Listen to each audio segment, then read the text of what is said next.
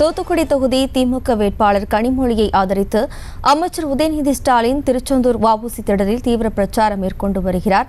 அதன் நேரலை காட்சிகள் எடுத்து செல்லப்படும். அதே மாதிரி திருத்தஞ்சூர்ல உங்களுடைய சட்டமன்ற உறுப்பினர் தொடர்ந்து கேட்டுட்டு இருக்கார்.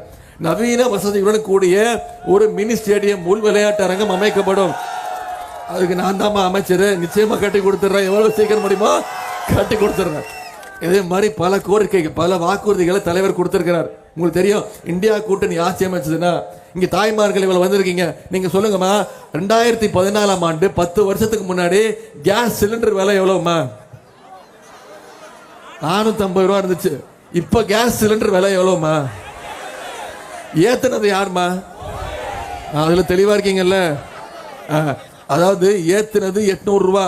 இப்ப உங்களை ஏமாத்துறதுக்காக தேர்தல் நாடகம் ஆடுறாரு. 100 ரூபா கம்மி பண்றேன்னு நம்பிடுவீங்களா? ஆனா நம்ம தலைவர் வாக்குறுதி கொடுத்திருக்கிறாரு.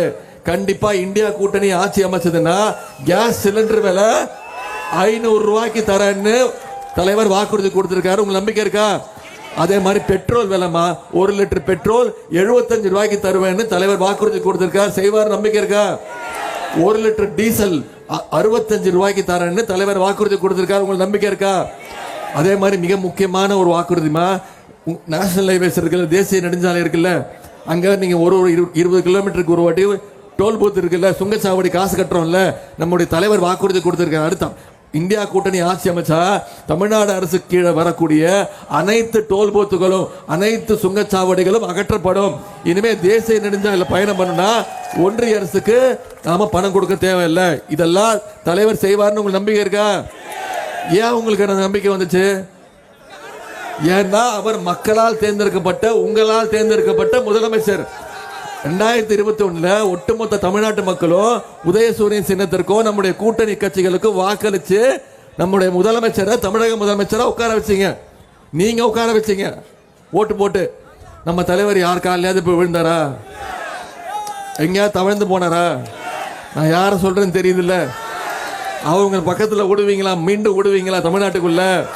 அவங்க தான் தமிழ்நாட்டுடைய உரிமைகளை பாஜகவுடைய சிபிஐ, இடி, ஐடி ரைடு, பொய் கேஸ், இப்படி எல்லாத்தையும் போட்டு முன்னாள் அமைச்சர்கள், முன்னாள் அதிமுக அமைச்சர்கள் மீது போட்டு பயமுத்தி வச்சு ஒவ்வொரு காரியத்தையும் தமிழ்நாட்டுக்கு எதெல்லாம் தேவையில்லையோ நம்முடைய உரிமைகள், மாநில உரிமை அத்தனையும் பறிச்சுட்டாங்க. அதே வித்தையை நம்ம கிட்ட செய்யணும்னு எதிர்பார்க்கறாங்க.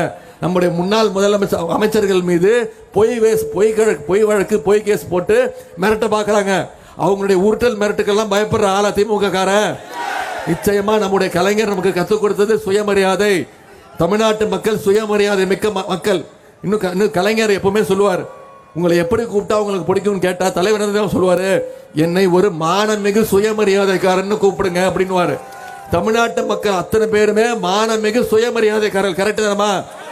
உங்களுக்கு மானமான சுயமரியாதைக்காரனா இருக்கணுமா? ஒரு மானமிகு சுயமரியாதைக்காரனை பிரதமரா தேர்ந்தெடுக்கணுமா?